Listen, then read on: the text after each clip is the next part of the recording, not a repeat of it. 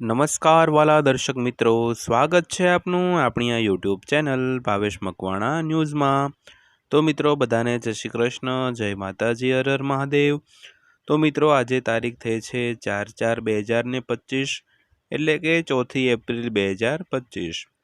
તો ગુજરાત રાજ્યના પેન્શનરોને આજની તારીખથી પેન્શનમાં જંગી વધારો જાહેર કરાયો છે। તો મિત્રો થોડો સમય કાઢીને વિડીયો ખાસ જોઈ લેજો, કારણ કે વિડીયોમાં ખૂબ જ માહિતી તમારા માટે અગત્યની છે, એટલે વિડીયો અંત સુધી જોઈ લેજો। અને હજી સુધી આપણી આ ચેનલ સબસ્ક્રાઈબ ન કરી હોય તો ડેઈલી આવી જ માહિતી મેળવવા માટે આપણી આ યુટ્યુબ ચેનલને ખાસ કરીને સબસ્ક્રાઈબ કરી લેજો મિત્રો। તો શરૂ કરીએ આજનો વિડીયો।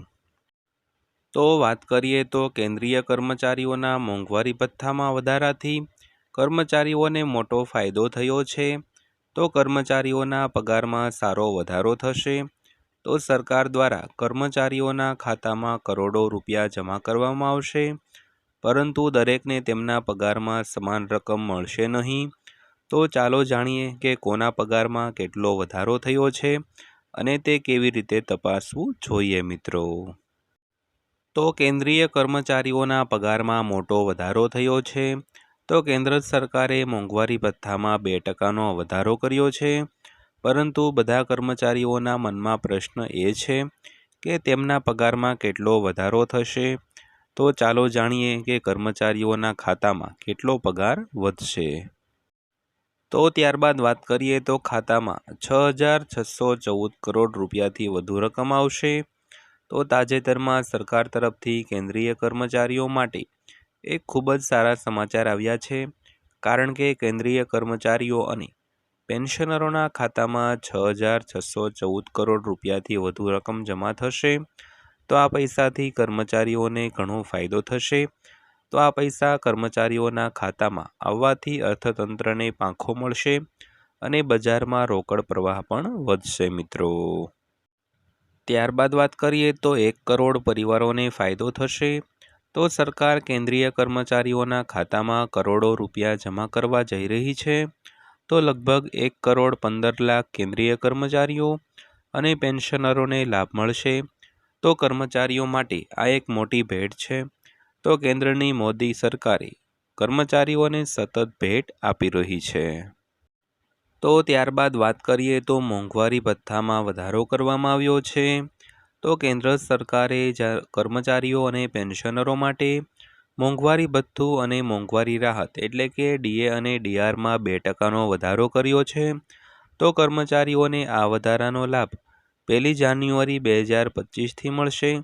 તો આ નિર્ણય 28 માર્ચ 2025ના રોજ પીએમ મોદીની અધ્યક્ષતામાં યોજાયેલી કેબિનેટ બેઠકમાં લેવામાં આવ્યો હતો।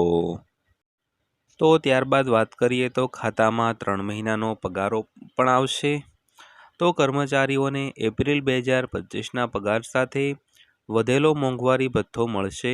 તો જાન્યુઆરી, ફેબ્રુઆરી અને માર્ચ 2025ના બાકી પગાર પણ એપ્રિલમાં મળશે।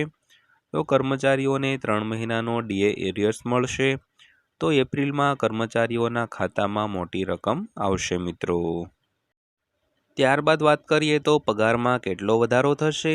તો 7મા પગાર પંચ હેઠળ કર્મચારીઓનો લઘુત્તમ મૂળ પગાર 18,000 રૂપિયા છે। તો ડીએમાં 2%નો વધારો થવાથી કુલ પગારમાં દર મહિને 360 રૂપિયાનો ફાયદો થશે। તો કર્મચારીઓના ખાતામાં બાકી રકમ સાથે 10,000 રૂપિયાને 80 રૂપિયા વધુ મળશે। તો આ મુજબ કર્મચારીઓના પગાર મૂળ પગાર પર આધારિત રહેશે। તો મૂળભૂત પગાર જેટલો ઊંચો હશે તેટલો જ કુલ પગાર પણ ઊંચો હશે। તેવી જ રીતે જો મૂળ પેન્શન 9,000 રૂપિયા હોય તો દર મહિને 180 રૂપિયાનો વધારો થશે, જેના પરિણામે કુલ બાકી રકમ 540 રૂપિયા થશે મિત્રો। તો સરકાર પર 6,614.04 રૂપિયાનો બોજ વધશે।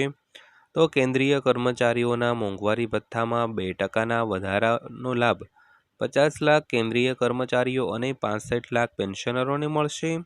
તો સરકાર પર તેનો વાર્ષિક નાણાકીય બોજ 6,614.04 કરોડ થશે।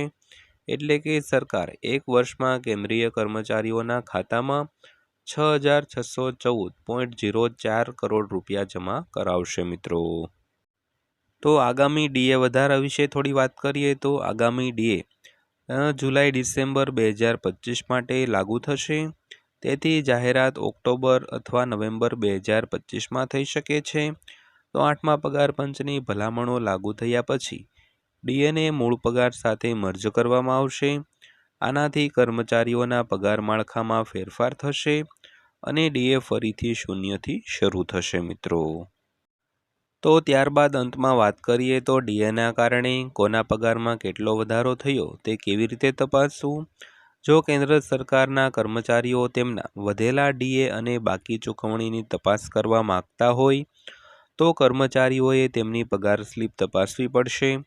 તેમજ એપ્રિલ 2025ની પગાર સ્લીપમાં ડીએ હાઇકને એક અલગ વિભાગમાં સૂચિબદ્ધ કરવામાં આવશે.